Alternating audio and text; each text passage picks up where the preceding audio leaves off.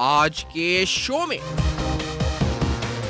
गुलबशन का मामला मुकम्मल शफाफियत से हैंडल किया गया, तफसीलात पेश। एतराफ जुर्म के बाद सजा, कानूनी मावनत भी दी गई, भारतीय प्रोपेगेंडा बेनकाब।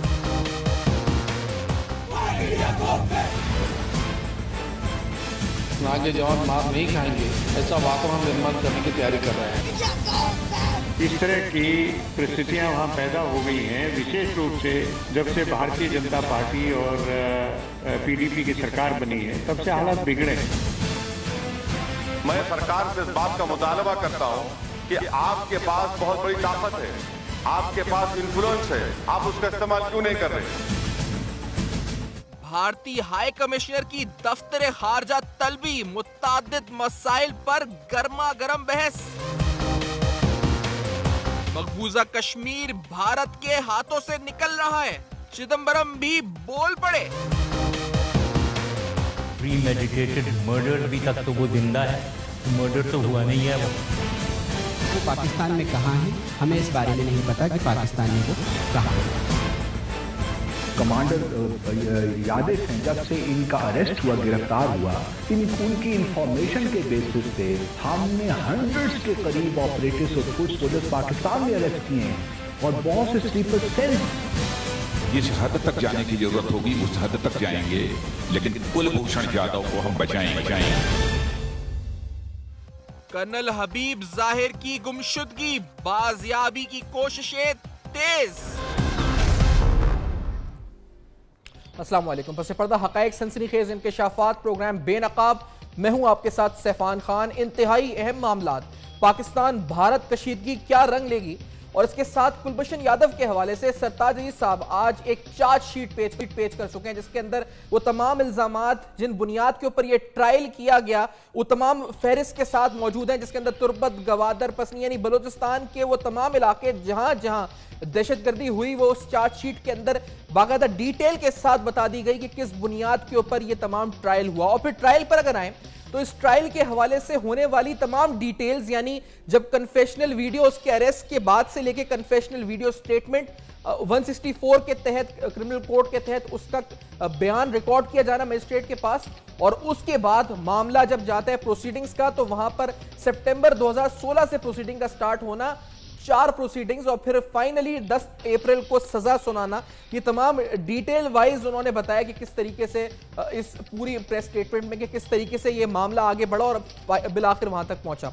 साथ साथ जो भारत की जाने से प्रीमेडिटेड मर्डर, इस बारे में जवाब दिया गया, इस अहम पेशरफ पर प्रोग्राम में बात करेंगे। साथ साथ मैं ये बताता चलूं, जरूरी अहम नुकात जिस पर जरूर गुफ्तगू होगी प्रोग्राम में, वो कश्मीर के ऊपर है, और मकबूजा कश्मीर के हवाले से, भारतीय मजालिम के हवाले से एक बड़ी इंपॉर्टेंट डेवलपमेंट यह कि कुछ दिन कबल फारूक अब्दुल्ला साहब का बयान, जो कि साबिक वजीर आला कश्मीर के, मकबूजा कश्मीर के, इंडियन ऑक्यूपाइड कश्मीर के, उनकी तरफ से आया था, जिसमें उन्होंने कहा था कि मोदी सरकार की पॉलिसीज का नतीजा है और कश्मीर हाथ से निकल जाएगा। और अब कांग्रेस यानी भारतीय ऑपोजिशन के एक अहम रहनुमा चिदंबरम ये स्टेटमेंट देते हैं, वही स्टेटमेंट वो दोहराते हैं कि कश्मीर के ऊपर वो कहते हैं, मैं लिखता हूं, मैं बोल के कहता हूं, और मैं हर जगह हर फोरम पर कहता हूं कि कश्मीर भारत के हाथ से निकल जाएगा मोदी सरकार की पॉलिसीज की वजह से। इस वही प्रोग्राम में बात होगी और भारत के एजेंट्स पर बात होगी, हमारी जाने से हमारे दफ्तर खारजा का रवैया, हमारी हुकूमत का रवैया, इस पर बात होगी। प्रोग्राम में बहुत कुछ आज दिखाएंगे, आपके सामने हकायक रखेंगे। इस ब्रेक के बाद बेनकाब में मेरे साथ रहेगा, आपके पास दोबारा पैनल हमारे साथ होगा और बहुत से अहम इंकशाफात, हकायक आपके सामने बेनकाब होंगे। अब तक देखते रहेगा।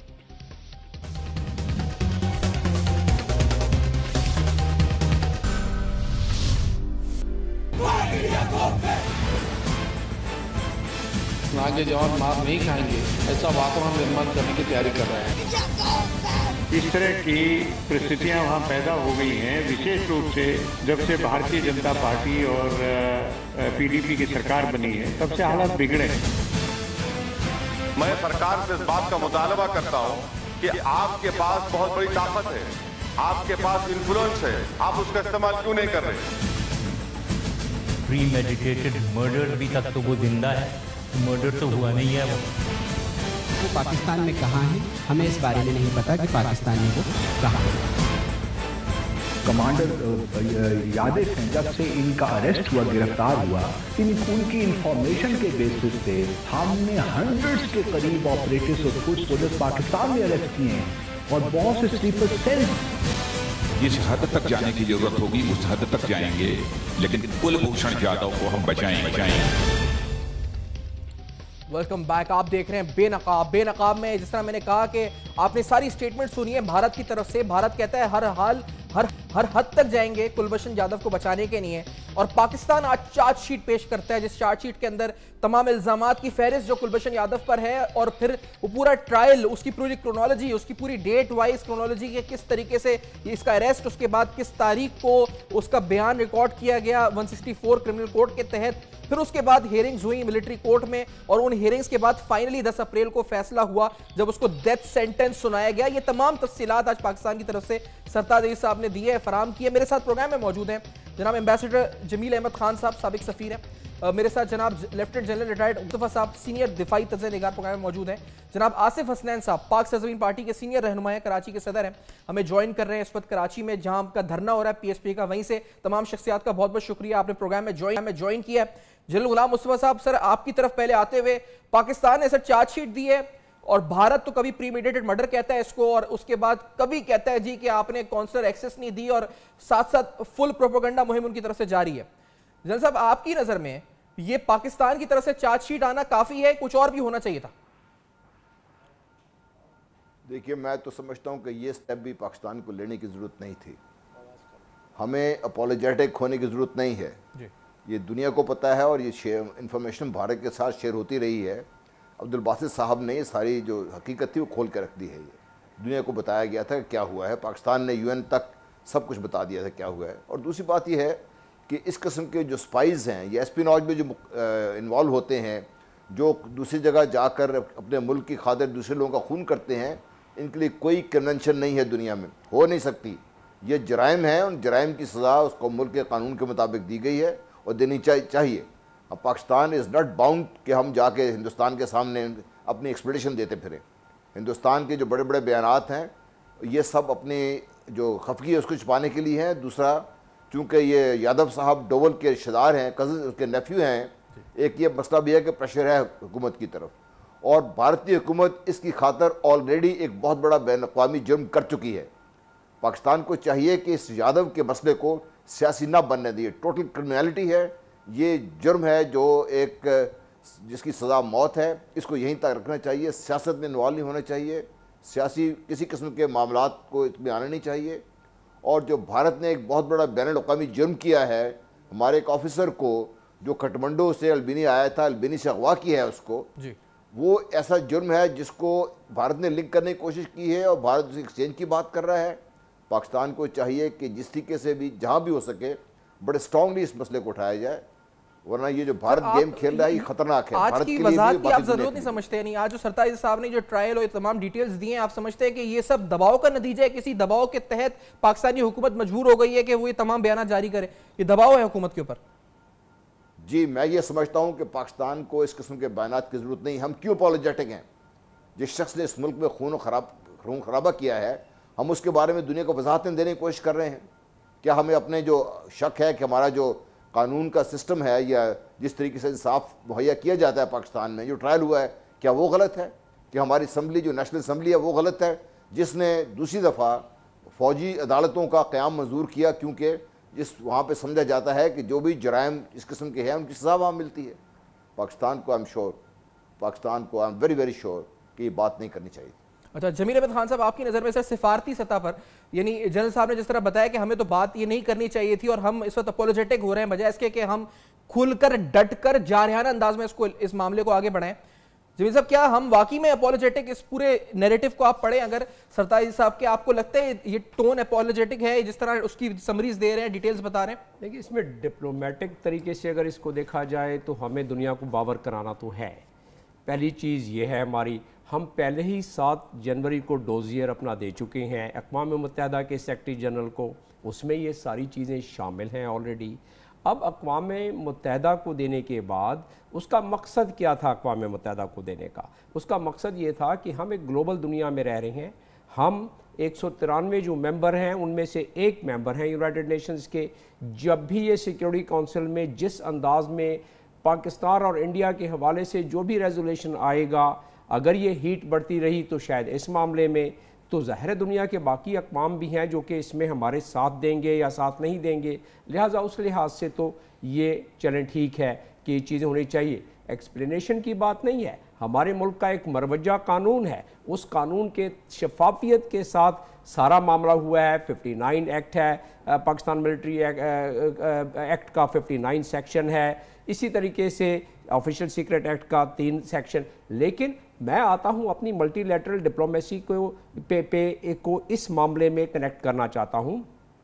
देखिए, अक़वाम मुत्तहिदा के चार्टर के मुताबिक वहाँ चैप्टर 1 आर्टिकल 2 के तहत यादेव ने जो हरकत की है वो उसकी इंटरनेशनल कानून की जद में आता है। इसी तरीके से जो मोदी ने वहाँ ढाके में अपना मुंह खोला और मोदी ने जो ढाके में जाके कहा कि पाकिस्तान को तोड़ने में हमने किरदार अदा किया, ये इंटरनेशनल जो लॉ है जिसका मैंने जिक्र किया अक़वाम मुत्तहिदा के चार्टर के मुताबिक, आर्टिकल 2 के मुताबिक, ये हमारी सॉवरेनिटी की खिलाफ करते हुए बात की जा रही है, जो कि हम इसको हमें दुनिया को बिल्कुल बताना चाहिए। और फिर कल भी उनके लीडरों की तरफ से बयान आया कि हम बलूचिस्तान को तोड़ देंगे, बलूचिस्तान को अलहदा करके उनकी हम पॉलिटिकल गवर्नमेंट, डिफंक्ट गवर्नमेंट इधर अपने पास बना रहे हैं, इंडिपेंडेंट स्टेट। यही तो आपको मवाद चाहिए। जब ये मवाद आपके पास होगा तो आप उसको अक़वाम मुत्तहिदा की बाकी अक़वाम जो हैं उनको साथ लेके उनके खिलाफ मतलब आप भी एक तरह से मुझे आप भी ये कह रहे हैं कि ये इस वक्त सारा जो मामला इस वक्त है अंडर प्रेशर हो रहा है, ये सारी टोन जो एपोलोजेटिक है इस वक्त इस तरह होनी नहीं चाहिए।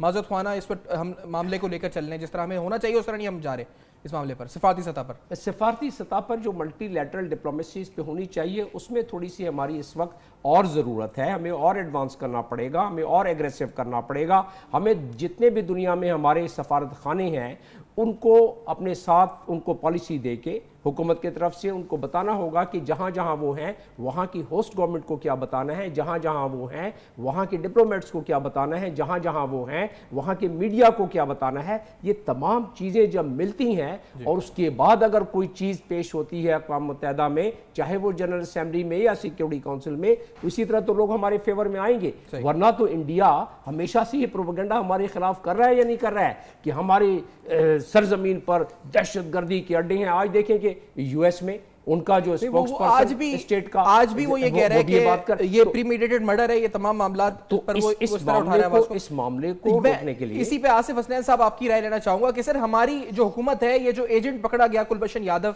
बल्कि एजेंट्स का नेटवर्क चलाने वाला पकड़ा गया, ये सिर्फ एजेंट खुद नहीं बल्कि खुद एजेंटों का नेटवर्क चलाता था, सरगना था, सजा हुई। हसनैन साहब, हमारी हुकूमत क्या इस वक्त सही तरीके से इस मामले को लेकर डील कर रही है, नहीं कर रही है? आज 27 साहब ने चार्जशीट जारी की है, ये अमल सही था नहीं था?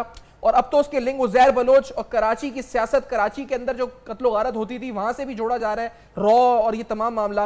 आसिफ हसनैन साहब, आपने कराची के मामला गौर से देखे, क्या आपको लगता है हम डील सही कर रहे हैं, नहीं कर रहे? देखें, 2-3 चीज़ें बड़ी अहम है इसमें। एक चीज़ तो ये है कि कल तक जो इंडिया इस बात को एक्सेप्ट नहीं कर रहा था कुलभूषण के हवाले से, और फिर उसी मीडिया ने इंडिया में ये दिखाया कि उसने पटेल के नाम से मकान ख़रीदा वहाँ पर, और उसके बाद उसने इस नाम पर जो है वो ईरान आया और फिर पाकिस्तान में अपनी कार्रवाइयाँ उसी नाम पर शुरू की, पासपोर्ट बनाया। इसका मकसद है कि इंडिया ने वो सारी चीज़ें एडमिट कर ली हैं और उनके मीडिया ने अपने वहाँ ये सारी चीज़ें दिखाई हैं, वो फ्लैट, वो मकान तक दिखाया है जो वहाँ उस नाम से उसने ख़रीदा है। तो इसका मकसद है कि कुलभूषण ही वो शख्स है जो पटेल के नाम से काम कर रहा था और वो एक एजेंट था। दूसरी चीज़ ये कि जो उसने बातें कही जिसमें बलूचिस्तान, कराची और दीगर चीज़ों का जिक्र आया, देखें ये तो पूरा एक नेक्सस है जो कि अब खुलकर सामने आ रहा है, जिसमें अगर देखा जाए तो जो कुछ अल्ताफ़ हुसैन साहब ने कहा खुलकर, और उन्होंने मोदी से और रॉ से जो उन्होंने मदद मांगी और उनके जो फंडिंग के जिक्र आए, और फिर 22 अगस्त को वाक़या हुआ, फिर उज़ैर बलोच वाली जो सूरत हाल है, देखें लियारी में सूरत हाल क्या थी, लियारी में एक नेक्सस बना हुआ था जिसमें तालिबान, कलदम तंजीमें और अमन कमेटी, और ये तीनों का नेक्सस बना हुआ था जो रॉ के वाले से भरपूर काम कर रहा था। जब कुलभूषण के हवाले से बहुत से एलिमेंट्स और पकड़े गए और उन्होंने जो स्टेटमेंट दिए वो स्टेटमेंट मैच कर गए उन स्टेटमेंट से जो कि इस पीपल्स अमन कमेटी के लोगों के हवाले से था। और फिर ख़ास तौर पर जब उज़ैर बलूच के पकड़े जाने के बाद चीज़ें सामने आई तो ये सारी चीज़ें सामने आ गई। उज़ैर बलूच का जो पासपोर्ट है जो ईरान में बनाया गया वो भी रॉ के हवाले से बनाया गया, उसी तरीके से जिस तरह कुलभूषण का पासपोर्ट बनाया गया था। तो ये बातें तो साबित हो गई हैं कि ये पूरा नेटवर्क न सिर्फ काम कर रहा था बल्कि बहुत अरसे से पाकिस्तान में होने वाले बड़े बड़े वाक़यात में इन्वॉल्व था। अब सवाल ये पैदा होता है कि जब रंगे हाथों पकड़े गए हैं और पाकिस्तान के पास एविडेंस आ गए, इससे पहले होता ये था सफ़ान कि हम एलिगेशन लगाते थे, पाकिस्तान में वाक़यात होते थे और इन वाक़यात के बाद कहा जाता था कि इसमें इंडिया और रा मुलव्विस है। आज तो वो सारी चीज़ें भरपूर एविडेंस के तौर पर इस्तेमाल हो सकती हैं, क्योंकि ये तो जो स्टेटमेंट सामने आए वो एविडेंस है कि जो आपके कॉन्क्रीट हैं, जो मजबूत हैं। इन स्टेटमेंट की बुनियाद पर, इन चीज़ों की बुनियाद पर अगर आप इस वक्त सलामती कौंसल और UN को रुजू करते हैं और भरपूर तरीके से अपने एहतजाज को रिकॉर्ड कराते हैं, डिप्लोमेसी करते हैं, तो आप इन सारी चीज़ों को करने में मैं समझता हूँ पाकिस्तानी गवर्नमेंट को रोल प्ले करना चाहिए। हमने देखा है वज़ारत दिफा की तरफ से स्टेटमेंट्स आई हैं, आज वज़ारत खारजा दफ्तर खारजा तलबी हुई है भारतीय हाई कमिश्नर की। उसके अलावा ये तमाम मामला जिस तरह आज ट्रायल के हवाले से वो डिटेल्स मीडिया पर इशू कर रहे हैं, इज़न्ट दिस इनफ? यानी आपके नज़दीक ये काफ़ी है, नाकाफ़ी है ये जो कर रहे हैं इस पर पाकिस्तानी हुकूमत, दफ्तर खारजा, वज़ारत दिफा, पाकिस्तानी जो इस पर जितने ऑफिसेस हैं, क्या ये वजाहतें काफ़ी हैं इस पर आसिफ हसनैन साहब, या फिर कुछ और आगे होना चाहिए? देखिए जी, जब एक शख्स पकड़ा गया और उसने सारे स्टेटमेंट दिए हैं और उसके बाद उसको बचाने के लिए, उसकी फेवर के लिए इतने एग्रेसिव जो स्टेटमेंट हैं इंडिया के और उनके वज़ीर दाखिला के और दीगर पार्लियामेंटेरियंस के, वो स्टेटमेंट इसीलिए तो है कि वो ये बात बताना चाहते हैं कि पाकिस्तान जो है वो हमारे साथ सही नहीं कर रहा। और फिर आपने देखा होगा कि जो एक नेपाल में फ़ौजी अफसर जो पाकिस्तानी जिसको उन्होंने बुलाकर वहाँ गिरफ़्तार किया है, अभी उसके हवाले से भी जो है वो चीज़ें वो जारी करेंगे। तो वो जब इतना एग्रेसिव होके जा रहे हैं तो हम सिर्फ माजी की तरह फार्मेलिटीज़ क्यों पूरी कर रहे हैं? हम क्यों सिर्फ ये समझ रहे हैं कि हम यहाँ बैठकर सफ़ीर को बुला लेंगे और उससे एहतजाज करा लेंगे? नहीं, हमें चाहिए कि हम UN के साथ भरपूर तरीके से अपने इस प्रोटेस्ट को रिकॉर्ड कराएं और उनसे कहें कि जी जो उसने अमल किया था, जो उसने लोगों का कत्लेआम किया, जितने लोगों को पाकिस्तान में मारा और इन सारे बड़े बड़े वाक़यात जो पाकिस्तान में वो उसमें वो मुलविस रहा, तो क्या वो छोड़ा जा सकता है? क्या माफ़ी का तलबगार है? और अगर नहीं है तो यकीनी तौर पर ठीक है। ब्रिगेडियर आसिफ हारून साहब भी प्रोग्राम में साथ ही हैं हमारे मौजूद। सर, आपका बहुत शुक्रिया, आपने भी ज्वाइन किया प्रोग्राम में। ये जो पूरी चार्जशीट है जिसके अंदर sponsored direct improvise explosive device and grenade attacks and Gwadar and Turbat, directed attacks out on a radar station and civilian boats in the sea at Jiwani port, यानी एक नहीं कई इल्जामात है जिसके बुनियाद पर ये सजा हुई है, जिसके अंदर FC के एहलकार, सोल्जर्स, सिविलियंस को अटैक करना, सेक्टेरियन इस पर मवाद फैलाना, सेक्टेरियन बुनियाद पर जंग की फिजा या फिर इस तरह का मामला पैदा करना कि दहशतगर्दी पैदा हो। ब्रिगेडियर आसिफ हारून साहब, आपकी नजर हमारी हुकूमत सही जा रही है, सही सिलसिले में, या नहीं जा रही कुलभूषण यादव को लेकर? नहीं, डायरेक्शन तो बिल्कुल सही है, क्योंकि आप ये देखेंगे कि ये दुनिया में शायद एक पहला ही वाकया हुआ है कि इतनी बड़ा जो है जासूस, जो सिर्फ जासूस नहीं बल्कि टेररिस्ट भी था और उसको एक बहुत बड़ा एक एजेंडा दिया था और उसको एक पाकिस्तान का ये तखरीबकारी का हेड बना दिया था। और वो तो आपको मालूम होगा कि इसकी रिश्तेदारी किसके साथ है और जो उनका जो नेशनल सिक्योरिटी एडवाइजर है डोवाल, उसके क्या अज़ाइम है और वो क्या क्या बयान दे चुका है, तो उसी ने इसको यहाँ पर प्लेस किया। और ये एक पहला एक वाकया है जिसमें कि एक serving naval officer of the rank of lieutenant colonel commander जो है, जो कि 2022 में जो है वो रिटायर हो रहा है और ये 2003 में जो है ये दोनों तरफ काम कर रहा था, रॉ के लिए भी और वहाँ भी उसने अपनी नौकरी बहाल रखी हुई थी। तो ये दवाल साहब जो है ये भी 20 साल जो है सिंध में और बलूचिस्तान में जो है ना ऑपरेट करते रहे और अपना काम करते रहे हैं अंडर ए कवर नेम। इसको भी कवर नेम के तहत ही पूना से इसका पासपोर्ट जाली बनाया, मुबारक हुसैन पटेल का नाम दिया, जहाबार में इसकी बिजनेस खोली और वहाँ उसने ईरान को भी अपनी असली आइडेंटिटी नहीं दी, क्योंकि वो शायद ये बात छुपाना चाहते थे कि एक नेवल सर्विंग ऑफिसर है, उसको मुबारक हुसैन के नाम पे उधर रखा। लेकिन जाहिर है कि वो वहाँ पर बैठा हुआ ये कार्रवाई अपने आप तो नहीं कर रहा था ना, और ऐसा बहुत है।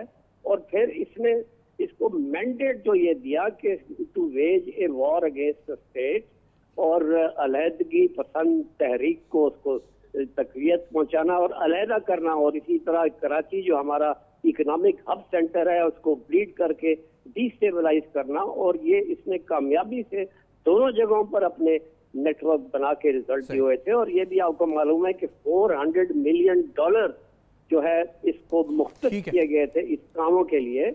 और ये जो है ये रिक्वेस्ट करूंगा साथ ही रहे मुझे, क्योंकि ब्रेक का कहा जा रहा है। मेरे साथ जनरल गुलाम मुस्तफा साहब मौजूद हैं, जनाब जमील अहमद खान साहब साबिक सफीर मौजूद हैं, आसिफ हसनैन साहब मौजूद हैं, ब्रिगेडियर आसिफ हारून साहब प्रोग्राम में साथ, और कश्मीर का जिक्र भी होना है इस प्रोग्राम में इस ब्रेक के बाद, क्योंकि कुछ ऐसी स्टेटमेंट्स आई हैं जो बिलखुसूस भारत के खुद सियासतदान, भारत में अहम ओहदों पर रहने वाले जो पहले रह चुके हैं वो बोल रहे हैं।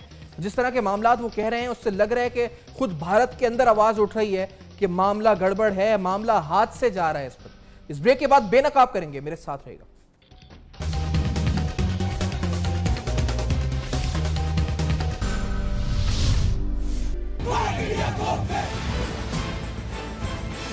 आगे जवान मार नहीं खाएंगे, ऐसा वातावरण निर्माण करने की तैयारी कर रहे हैं।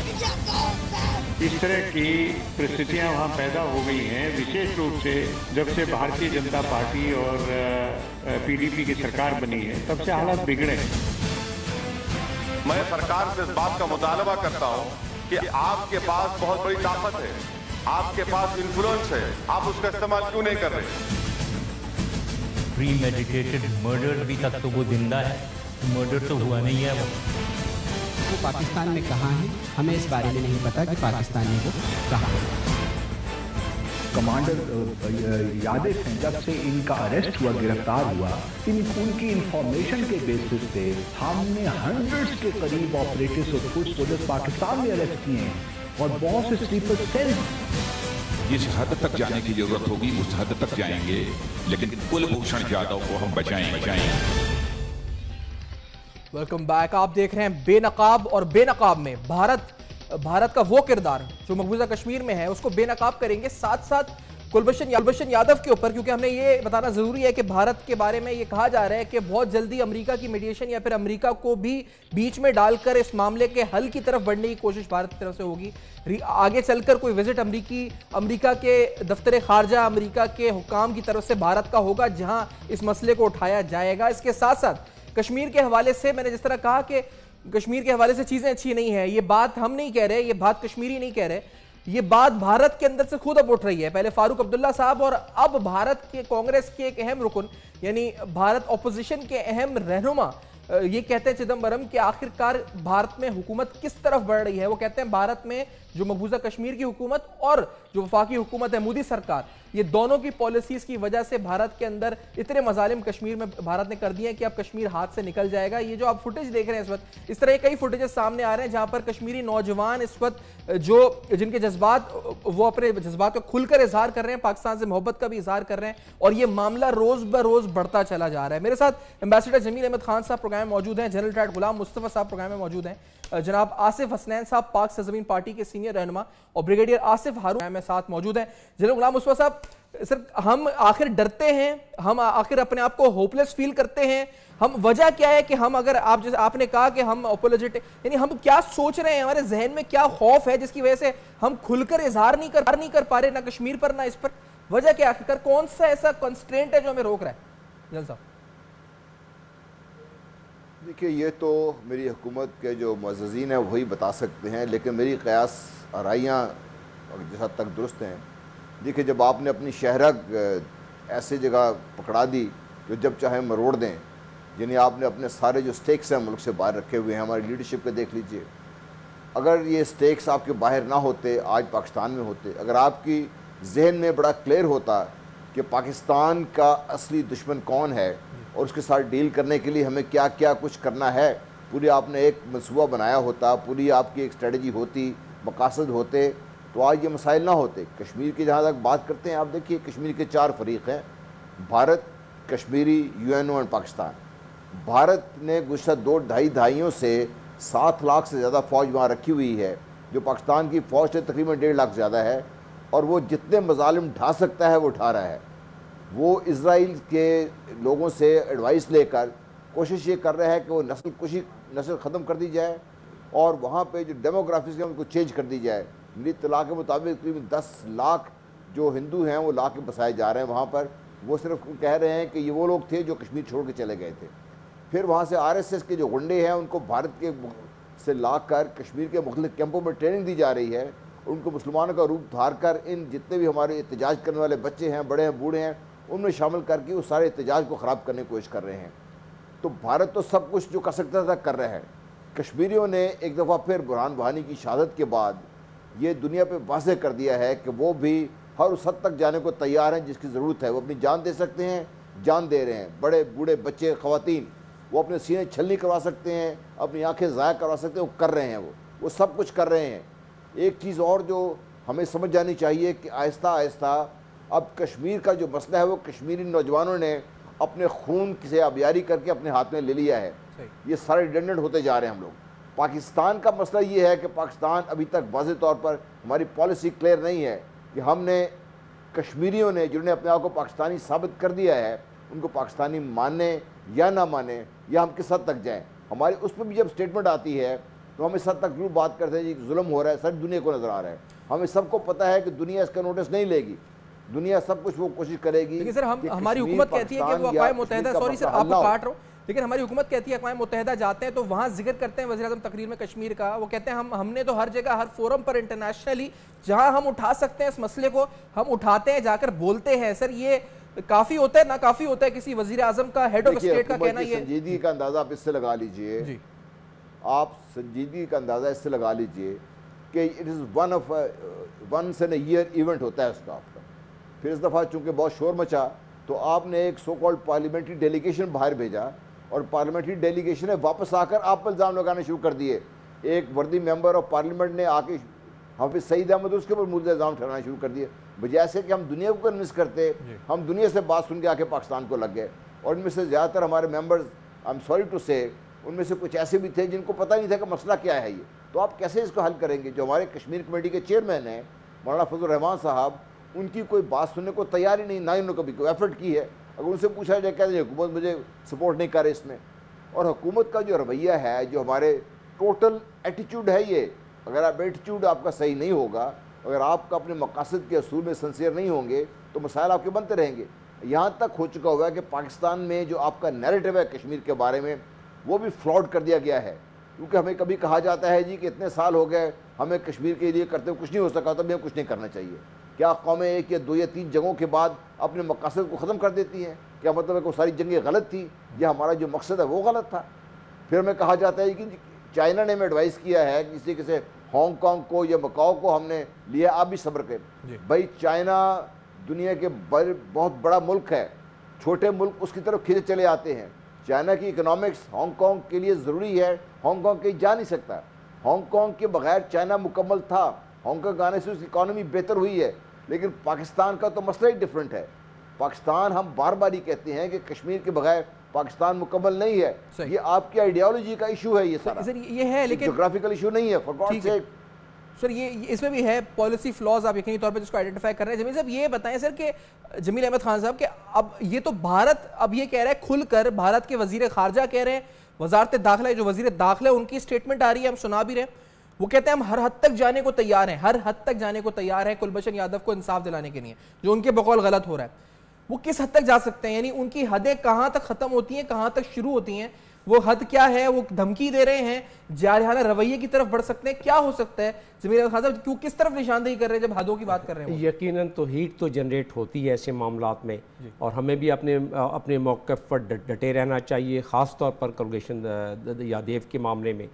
अब वो अगर धमकी दे रहे हैं तो यकीनन उस धमकी को वो अपने डिप्लोमेटिक मल्टीलैटरल डिप्लोमेसी के तहत उसको बैकअप करने की कोशिश करेंगे, दुनिया को मिलाने की कोशिश करेंगे।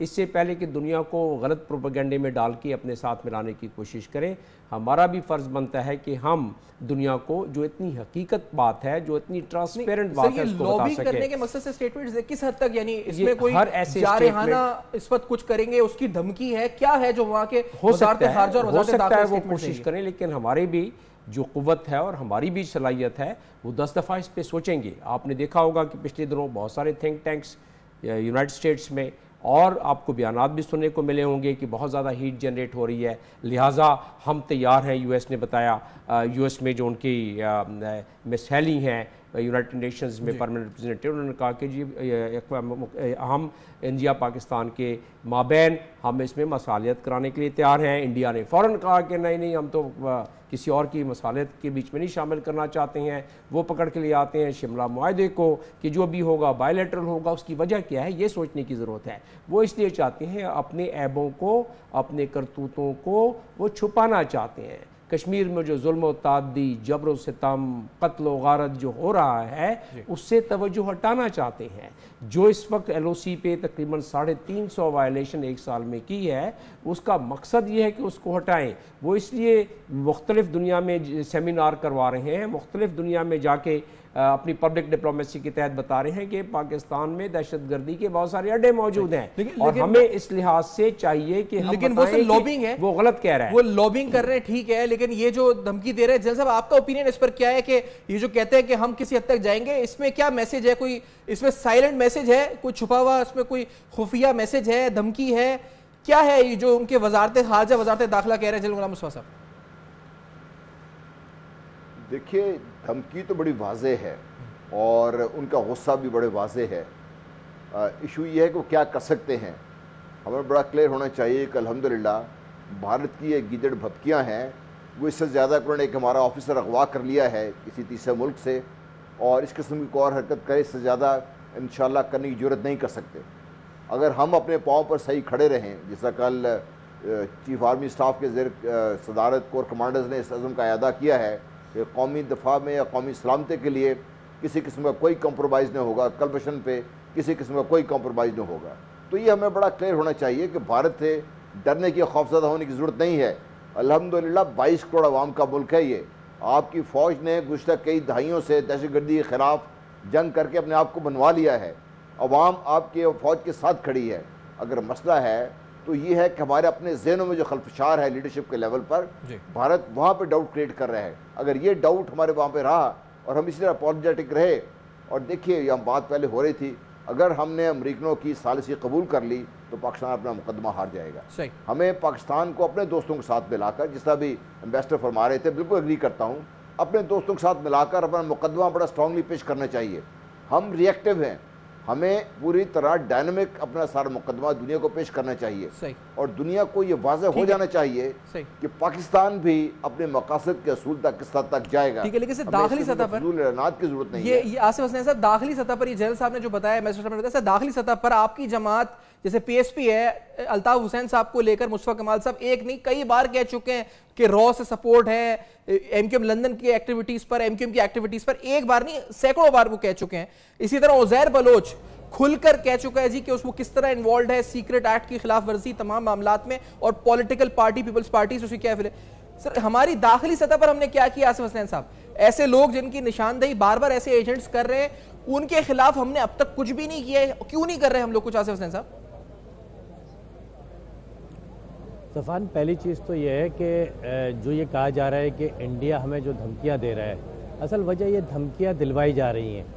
अमेरिका का जो इस खित्ते में इंडिया को जो रोल देना है, उसकी वजह यही थी कि अमेरिका को जब इस बात का इल्म हुआ कि अब आप CPEC की तरफ जा रहे हैं और इस खित्ते में डेवलपमेंट की तरफ जा रहे हैं, तो अल्टीमेटली इंडिया को यहाँ पे इन्वॉल्व करना ज़रूरी हो गया है।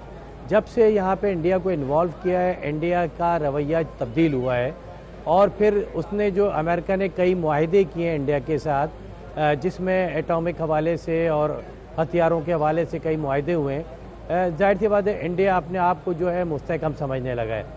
दूसरी तरफ ये है कि जो इंटरनल सूरत हाल इस वक्त मुल्क की है, आपने सही कहा कि इंडिया इससे फ़ायदा उठाना चाहता है, उसको अंदाज़ा है कि पाकिस्तान में जो एलिमेंट एंटी पाकिस्तान काम कर रहे हैं, ख्वाह वो हुसैन हक्कानी की सूरत में हो, ख्वाह अल्ताफ़ हुसैन की सूरत में हो, ख्वाह वो ज़ैर बलोच की सूरत में हो, और ये सारा इन सब का जो नेक्सस बना हुआ है, ये काफ़ी अरसे से इनकी फंडिंग हो रही थी और इस पर काम हो रहा था। और अब जब बड़े बड़े वाक़यात पाकिस्तान में होना शुरू हुए और इसके ताने बाने नज़र आना शुरू हुए, और जब इदारों ने अफवाज पाकिस्तान ने इन कल्पेट्स को जो है जब अपने हाथ लिया, उज़ैर बलोच को गिरफ़्तार किया, कई जो है कलंदन तंजीमों के लोगों को गिरफ़्तार किया, अमन कमेटी के लोगों को गिरफ़्तार किया, तो फिर ये सारी चीज़ें सामने आना शुरू हो गई। और इसी तरह से MQM की भी जब अल्ताफ़ हुसैन साहब ने खुल के जब हिमायत की और नारा लगाया कि जी हम मोदी से मदद मांगते हैं, हम इंडिया से मदद मांगते हैं, रॉ से मदद मांगते हैं, तो ये सारे एलिमेंट थे जो सामने आए, और यही बातें थी जो मुस्तफ़ा कमाल एक अरसे से कह रहे थे, जो बातें एंडोर्स हुई है। फहरिस्त है दहशतगर्दी की जो कुलभूषण यादव से जोड़ी जा रही है, सर आज वो कहता है भारत के हम हद तक जाएंगे, हम क्या समझे इंडियन स्टेट जो स्पॉन्सर करती है टेररिज्म पाकिस्तान में, चाहे वो किसी भी अपने पॉन किसी भी अपने एजेंट के थ्रू, उसमें इजाफा होगा क्या? मजीद खुदा ना खासा अटैक्स हम देख सकते हैं रिसेंट अगले दिनों में? क्या कोई मतलब मकसद ये नहीं कि हम स्पेकुलेट करें किसी चीज को, लेकिन क्या ऐसा भारत मंसूबा कर सकता है? देखें जी, उसको इस बात का पता है कि पाकिस्तान में हुकूमतों की जो सिचुएशन है वो इंतहाई कमज़ोर विकेट पर है, और हुकूमतों ने कभी भी बोल्ड स्टेप नहीं लिए, कभी भी बोल्ड डिसीजन नहीं लिए। इसी वजह से आज अगर पाकिस्तान पीपल्स पार्टी के हवाले से अगर गवर्नमेंट की सूरत हाल देखें तो आप देखें कि वहाँ पर वज़ीर आला सिंध जो है वो फेडरल गवर्नमेंट को ललकार रहे हैं और उनको धमकियाँ दे रहे हैं। दूसरी तरफ जो फेडरल गवर्नमेंट की अपनी पोजीशन है वो भी बड़ी वीक नज़र आ रही है कि बजाय इसके कि जो धमकियाँ मिल रही थी उस पर हम अपने उन सारे एविडेंस को लेकर हम उसको जो है वो जाएं और यूएन को बताएं किया जा सकता है। मैं शुक्रिया अदा करूंगा आसिफ हसनैन साहब आपका भी, जनरल गुलाम मुस्तफा साहब, एम्बेसडर जमील अहमद खान साहब का, ब्रिगेडियर आसिफ हारून साहब का जिन्होंने प्रोग्राम में ज्वाइन किया। इसी नोट पर वाइंड अप करते हुए, क्योंकि आज हमने बात की है कुलभूषण यादव लगाए ट्रायल की तफसीलात सरताज साहब ने आज बेनकाब की हैं, और आखिरकार भारत क्या पाकिस्तान में अपनी स्पॉन्सर्ड टेररिज्म को बढ़ा सकता है जब वो ये कहता है कि हम पाकिस्तान के लिए इस हद तक, हर हद तक जा सकते हैं पाकिस्तान के खिलाफ कुलभूषण यादव को इंसाफ दिलाने के लिए। बेनकाब किया हमने। फीडबैक ले सकते हैं फेसबुक, ईमेल्स और ट्विटर पर। देखते रहेगा, अब तक अपना बहुत ख्याल रखिएगा।